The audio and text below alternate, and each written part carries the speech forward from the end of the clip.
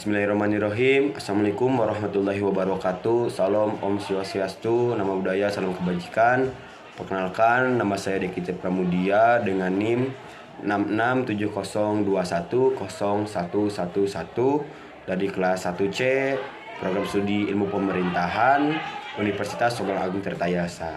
Di sini dalam video ini saya akan menjelaskan tentang korespondensi dan beberapa faktor lainnya. Oleh karena itu, saya akan menjabarkan satu persatu. Nah, untuk korespondensi merupakan pernyataan yang dianggap benar jika terhubung dengan fakta yang ada, sehingga ungkapan maupun keputusan yang dianggap benar harus terdapat sebuah fakta yang membuktikan kebenaran tersebut. Nah, dari sisi lain, argumentasi dalam korespondensi ini memiliki beberapa sisi, yaitu berurusan dengan penegasan bahwa proses penelaran dalam pemutusan suatu pernyataan harus dianggap benar. Nah, jadi pernyataan tersebut dalam intinya setiap pernyataan itu harus memiliki bukti yang ada sehingga pernyataan tersebut bisa dianggap benar keadaannya. Nah, dalam studi kasus yang ada, tak hayal lagi di Indonesia ini adanya kasus korupsi yang dimana sejak dahulu kala korupsi ini merajalela di Indonesia. Kenapa saya membahas korupsi? Karena sesuai dengan bukti yang ada bahwasannya pemerintahan tersebut pada era presiden kedua banyaknya bukti-bukti yang bisa dibenarkan dengan adanya tindak korupsi, kolusi dan nepotisme yang tidak hayal lagi beriringan hingga berjalannya pada sekarang. Dan banyak sekali contoh kasus lainnya, adanya Bupati Banjarnegara yang videonya sempat viral di media sosial karena pernyataannya bahwasanya gaji Bupati Banjarnegara itu kecil, sehingga para pemerintah laknat bupati perlu memerlukan yang namanya korupsi tersebut. Nah, statement tersebut yang disampaikan oleh Bupati Banjarnegara. Dan hanya kebenarannya tersebut, Bupati Banjarnegara dinyatakan korupsi dan sekarang ditahan oleh Komisi Pemberantasan Korupsi.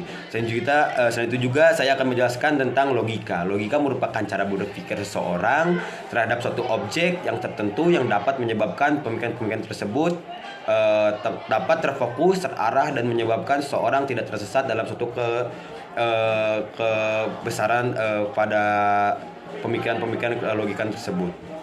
Nah, oleh karenanya logika merupakan pikiran manusia yang bagaimana telah dijelaskan sebelumnya, lanjutan dari korespondensi tersebut. Jadi logika tersebut harus sesuai dengan fakta yang ada, dan apa yang kita bicarakan dan apa yang bakal kita utarakan harus sesuai dengan fakta-fakta yang ada, sehingga orang-orang itu tidak terjerumus pada pemikiran-pemikiran yang salah. Dalam contoh kasusnya, pada pemilu 2019 banyak sekali berita-berita hoak yang ada di Indonesia. Nah, oleh karenanya banyak sekali orang yang tidak membaca berita secara lengkap, bahkan cuma hanya judulnya saja.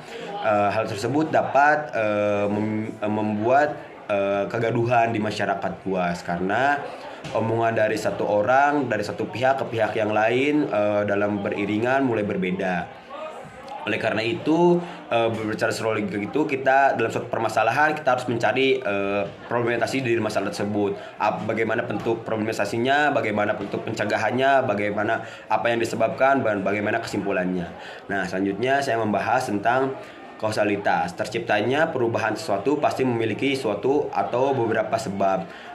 Yang di sini sempat viralnya adanya stop lapor polisi, yang dimana tidak kepercayaan masyarakat terhadap polisi, yang dimana setiap masyarakat memiliki suatu permasalahan untuk melaporkan pada permasalahannya kepada polisi. Polisi acuh tak acuh untuk mendengarkannya, bahkan laporannya saja bisa ditolak oleh polisi. Nah, oleh karena itu banyak sekali permasalahan-permasalahan hingga hashtag stop lapor polisi ini booming di media sosial Twitter. Nah, oleh karena itu proses tersebut harus segera dilakukan penindakannya oleh pihak kepolisian dengan